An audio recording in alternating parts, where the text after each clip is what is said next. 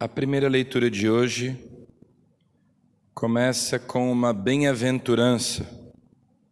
No domingo nós ouvimos as bem-aventuranças na versão de São Lucas. E este trecho da carta de São Tiago começa com essa bem-aventurança. Feliz o homem que suporta a provação. Também no Salmo nós temos uma bem-aventurança. Bem-aventurado é aquele a quem ensinais vossa lei. Feliz o homem que suporta a provação. Então ontem São Tiago falava que a provação fortalece a nossa fé. Se nós nos mantemos fiéis, perseverantes nas adversidades, nas contrariedades, nos sofrimentos da vida, a nossa fé aumenta, a nossa fé cresce. Depois de provada, ela se torna mais consistente, mais sólida, ela cria raízes. Depois de ser provada, quando nós nos mantemos fiéis pela graça de Deus, após uma dificuldade. Agora, São Tiago fala da tentação. Na sequência, ele fala da tentação que ele diferencia da provação. A tentação é a sugestão do pecado. É quando o pecado se propõe, se insinua. E ele fala então da concupiscência, que, como nós sabemos, são os maus desejos, as más inclinações do nosso coração, uma sequela do pecado original, aquilo que São Paulo chama de carne. São três os inimigos da nossa alma: a concupiscência, o mundo e o demônio. Dois inimigos externos, um inimigo interno. E é por causa da concupiscência, ou seja, por causa dessas más inclinações, desses desejos egoístas que existem dentro de nós, que a tentação encontra às vezes espaço, e se nós não nos mantemos unidos a Deus, pode ser que cedamos à tentação. Mas São Tiago deixa claro então que há uma diferença entre a aprovação e a tentação.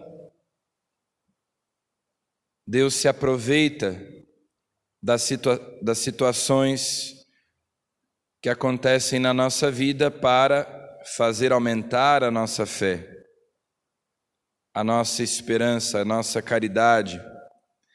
Por outro lado, a tentação quer nos levar para o pecado e, portanto, para a morte, e não vem de modo algum de Deus, que quer o nosso bem, que quer a nossa salvação.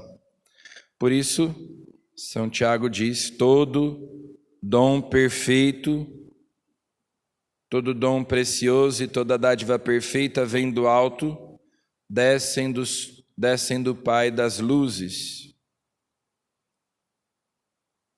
Deus quer o nosso bem e não o nosso mal, por isso Ele não pode se inclinar a fazer o mal. Nós somos tentados pelo mundo, pelo demônio, que nos propõem, que nos sugerem o mal, o pecado, e porque há em nós a concupiscência, que é essa má inclinação, nós às vezes cedemos, mas Jesus nos ensinou a rezar no Pai Nosso, pedindo: não nos deixeis cair em tentação. Ou seja, nós não pedimos que não sejamos tentados, mas que ao sermos tentados, sejamos fortalecidos por Deus para não cairmos. Orígenes, um cristão que viveu lá no século II, dizia que quando nós resistimos a uma tentação pela graça de Deus, não por nossas próprias forças, nós somos como que mártires. Mas se nós sucumbimos à tentação, nós nos tornamos idólatras. Idólatras do prazer, idólatras do dinheiro, a depender da tentação que nós cedemos. E no Evangelho, Jesus, depois daquela discussão com os fariseus, em que ele suspirou profundamente e seguiu seu caminho, ele está na barca com os discípulos, e Jesus diz para eles que tinham esquecido de levar pão: prestai atenção e tomai cuidado com o fermento dos fariseus e com o fermento de Herodes. Outras vezes no Evangelho, Jesus usou a metáfora do fermento para se referir ao reino de Deus. Então, positivamente, o fermento leveda a massa. Então, Jesus compara o reino de Deus ao fermento na massa, que faz crescer a massa. Mas aqui a comparação é negativa. Ele diz: cuidado com o fermento dos fariseus e de Herodes. O fermento dos fariseus, a sua hipocrisia, o seu messianismo nacionalista e político, e Herodes, que era um homem dissoluto, corrupto. Então Jesus diz para eles: cuidado. São Paulo também vai usar essa metáfora quando ele diz: Cristo, nossa Páscoa, foi imolado. Celebremos essa festa com os pães sem fermento da pureza e da verdade. Então o fermento aqui aparece como aquilo que corrompe, como aquilo que azeda. Cuidado com a hipocrisia, cuidado com esse messianismo político, nacionalista dos fariseus. Mas os discípulos não compreendem. E Jesus, que antes tinha suspirado profundamente diante da incredulidade dos fariseus, agora também fala a respeito dos discípulos, que eles também têm o coração endurecido, porque eles não compreendem, porque ainda são, poderíamos dizer, materialistas. Jesus fala do fermento, eles pensam no pão material. Tendo olhos não vedes, tendo ouvido não ouvis. Então Jesus lembra das duas multiplicações dos pães que ele tinha feito, aí no Evangelho de Marcos. A primeira multiplicação dos pães em território judaico e a segunda multiplicação dos pães em território pagão. Na primeira sobram 12 pães. 12 cestos, aliás. E na segunda, 7 cestos. Os 12 pães representam as 12 tribos de Israel, e os 7 cestos, diz o livro do Deuteronômio que quando Israel chegou à terra prometida, ali moravam 7 nações pagãs.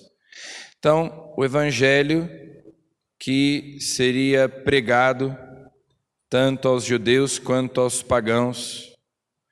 Então, Jesus falava por meio de parábolas, usava metáforas, analogias, e, no entanto, seus discípulos não compreendiam. Só depois, com o Espírito Santo vindo em Pentecostes, é que eles vão penetrar mais profundamente no sentido das palavras de Jesus. Então peçamos ao Espírito Santo que também nos ilumine a nossa mente, o nosso coração, nós que Todos os dias ouvimos a palavra de Deus para podermos compreendê-la, aplicá-la à nossa vida, que Ele nos fortaleça para não cairmos em tentação, não sermos corrompidos pelos fermentos do mundo, mas conservarmos o nosso coração puro e íntegro. Amém.